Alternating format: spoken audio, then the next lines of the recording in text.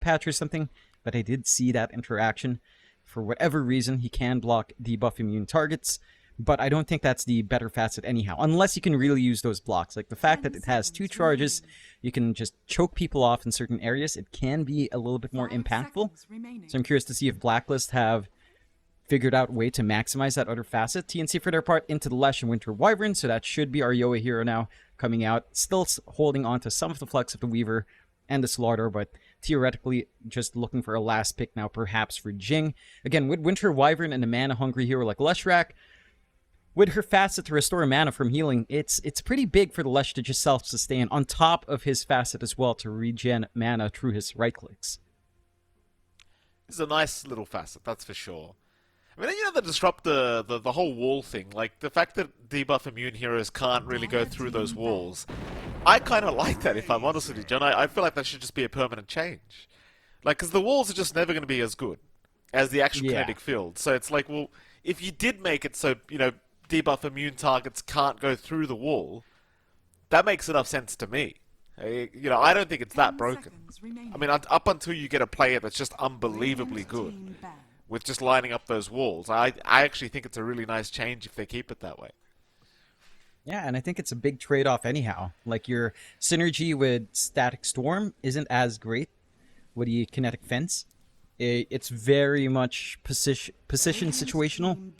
Choke points work great. Everywhere else, you're dropping maybe a fence in the middle or trying to herd them towards your team, which, you know, sometimes you just aren't in position to really maximize the fence, and it doesn't last the longest as well.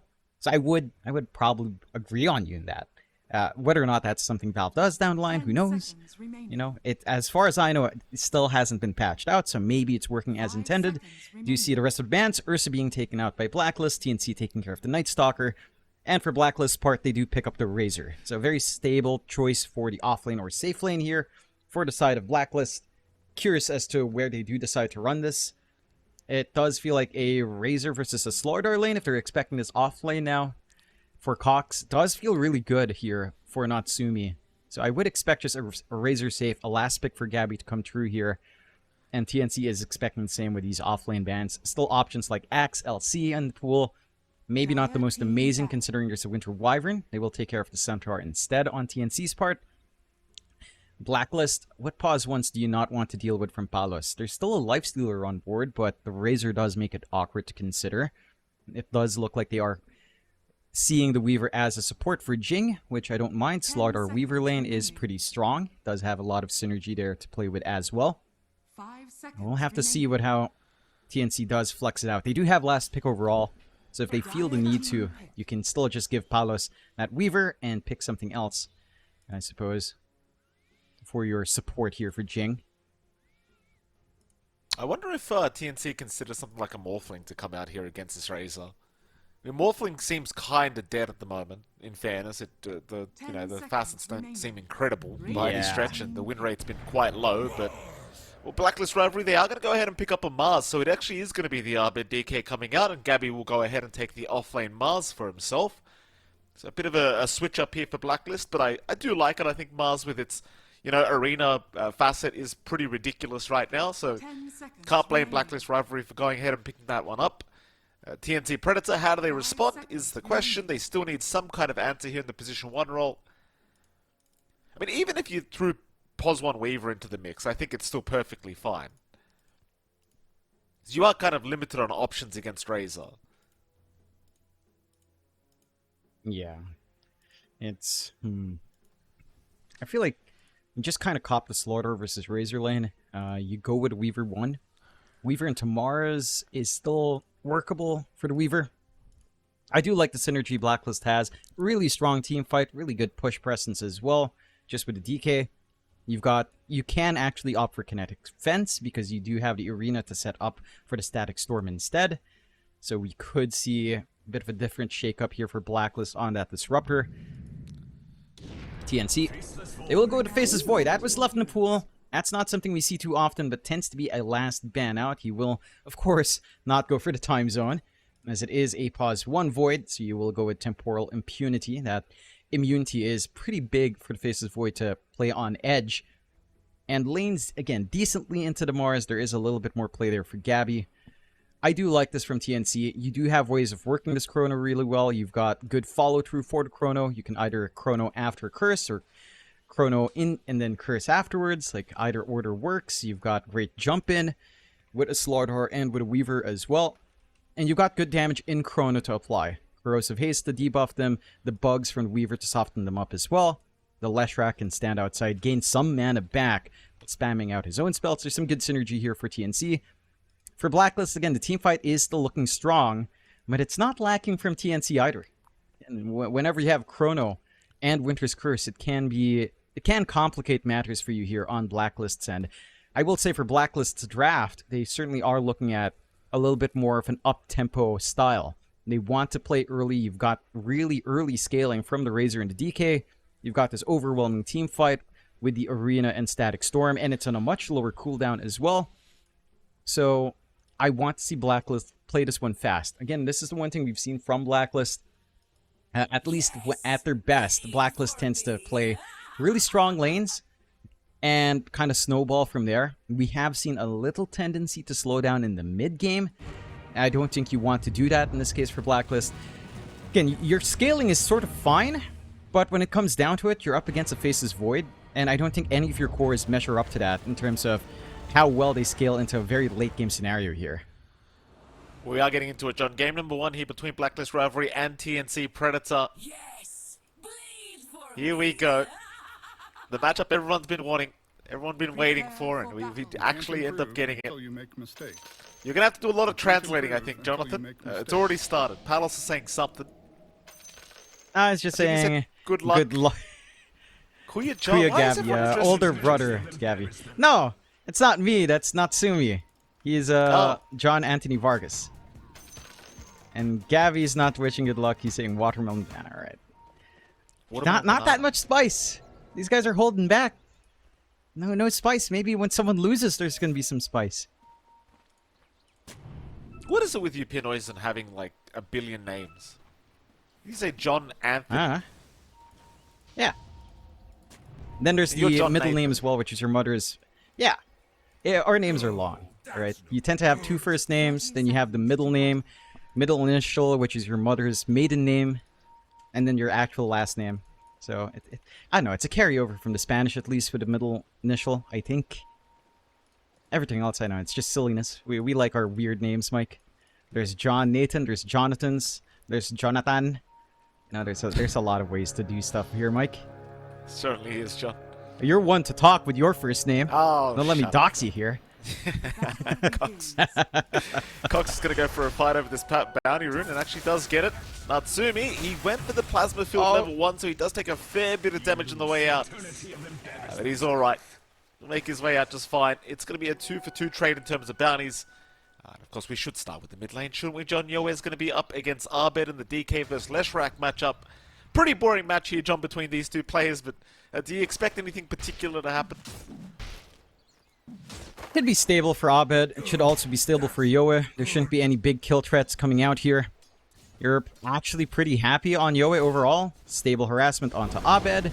You're not going to be held back too badly by the Reed Fire.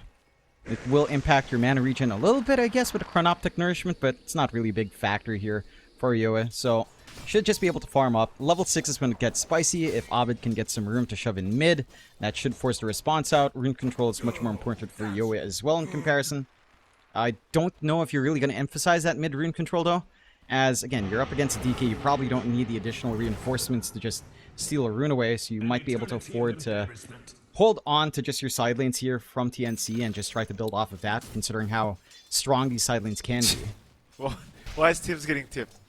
Tim's has done something. Cuckoo will let him know about it, as Cuckoo actually forced to run back towards his fountain, actually decides better Revenant, does come back towards the bottom lane. Because you do have Gabby and Palos going at it here down to the bottom lane, and it seems like Tim's has been doing some good work in forcing Cuckoo away from this bottom. Again, the Wyvern will make its reappearance. He won't go all the way back to the fountain because he still had some tangos to regen with. It does seem like this bottom lane is proving to be rather challenging here for Cuckoo. So you see, as soon as they see the Wyvern, Gabby and Tims are both running right at it. I mean, you gotta send a message, right? And this is the lane that's a little bit more spicy than most. Palos, Cuckoo, both were part of Blacklist at certain points. Both are not, obviously. And, you know, you want to lay it on just a little bit. I'm sure they're all friends, but there are no friends in Dota, Mike, when you're up against each other. Absolutely not. Well, what about that top lane? You've had Januel and Natsumi against Cox and Jing. Because there'll never be a day in SCA qualifier history where I can avoid Cox now, I think. Johnny's just always going to be here. Yeah. I wonder if one TO is going to make him change his name. Like, if he gets the TI, are they going to make him change his name, or are we all just going to be calling him Cox the whole TI-13? Yeah. Is that what's going to happen? It's just Cox. Yeah. It's much better than Avatar mode with a 3 for the E. That is true. Admittedly. That was cringy. You know, you had some cringy usernames here. And also, the history of this top lane, I mean, Cox, Jing, Natsumi were all in Geek Fam before they all left, so... True. Lots of back and forth history here. Still looking like a very decent lane coming out from Natsumi. Not as much pressure Cox can really put out here. Zhao's doing a great job just with a Thunder Strike, of course, to just make it a little bit hellish for Cox. He does have the stick ready for some flash regen, and they do have the Lotus on hand. So at the least, they can play around with that. And you are still in a pretty good spot overall for the side of Blacklist in the laning phase. Again, you're getting good time for Abed. You're having decent time for Gabby and Natsumi. You're not able to capitalize as much on TNC. And their aggression against a little bit slower, although. They're going to move in now. Natsumi's been left behind here by Januel, who was trying to clear out some creeps by the small camp. So Natsumi does immediately get taken down here by Cox and Jing. Now, Jing was very good with that as well. Is noticing the rotation from Januel, he immediately just Sakuchi's right behind the Razor and sets up a beautiful swarm to secure the kill. Yeah, that's what you want to see. Again, the Razor does have a decent time here. The lightning synergy between these two heroes are nice. A lot of slows, a lot of damage. But you managed to get the swarm on, and you managed to get the crush off. It's a lot of damage early on. This is just set to get a little bit worse. Mind you, whenever Januel can trade blows with Jing, it's not going to feel comfy for good old Jing as well. But he does manage to get the block off while he's in the area, so the pull shouldn't be coming out as frequently. Zhao. I think Zhao's just dead here. And Jing is still going, has the Fairy Fire, he's going to be just fine. Natsumi's unable to get within range to actually get the kill on the Weaver, but Zhao gets him from the grip. It's a bit of a trade, but still very worthwhile for the side of TNC. And it is. You're feeding a lot of these kills over Cox. Already level 4 now on that Slaughter. Phase Boot's not too far off.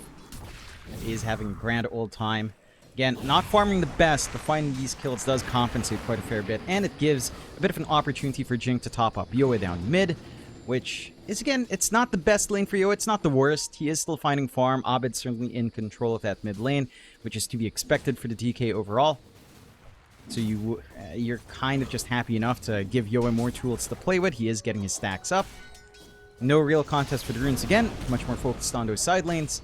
I think the one thing that is going fairly alright for the side of TNC is the fact that they are just really pressuring in bot. There's a huge creep wave. A lot of EXP for Gabby to find. At the same time, they're making this very uncomfy for Gabby. Especially while Tims is out. Yeah, they try to abuse Gabby as much as possible while Tims is not around. Tim's currently just by Abed in the mid lane, just making sure Abed can secure some damage onto this tier 1 mid tower.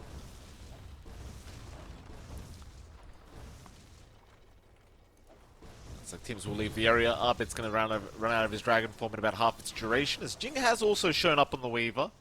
So they are defending that tier 1 tower. I mean, it's a very slow process here for Abed. Does at least force the rotations here from the support of TNC. Nothing's going to come out of it. I mean, Tims is already rotating down towards the bottom lane again. So he might try to set up onto Palos. Yeah, Palos is salving up though. Looks like he's going to be alright. Rather interesting from Yoa. Doesn't go for any points in the Edict, so is really focused on just controlling the lane. And that does mean he loses a lot of push pressure if he is left alone mid. But again, he just wants to maintain that form up against Abed. Abed is starting to pull fairly ahead, though. Is already looking for a bit of a movement out. Maybe trying to snag a rune. Or just get a D-ward off. No wards in the area. It's looking out for the courier.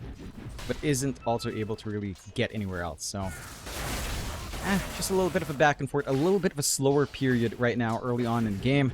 But they are all ramping up towards that initial farm.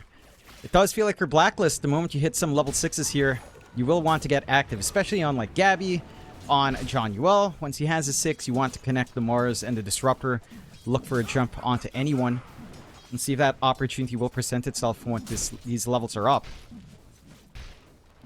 Top lane, Zhao could be a little bit in a bit of danger here. They might even go after Natsumi. Cox has got him. Natsumi trying to run, but the Bash of the Deeps are there, and at least Zhao is going to be able to TP on the Disruptor, but Natsumi is getting annihilated up at this top lane. Yeah, he is. That was unfortunate from Zhao. He got the glimpse onto Cox to bring him even closer. Cox was already rushing towards Natsumi. And then the glimpse was just, oh, alright, just a little bit faster on that kill. Nice little find for the side of TNC. Level 6 up on Cox now. A slower start for Natsumi than you'd want for the Razor, as he really wants to be dominant in the lane. So now he's going to have to sit back, try to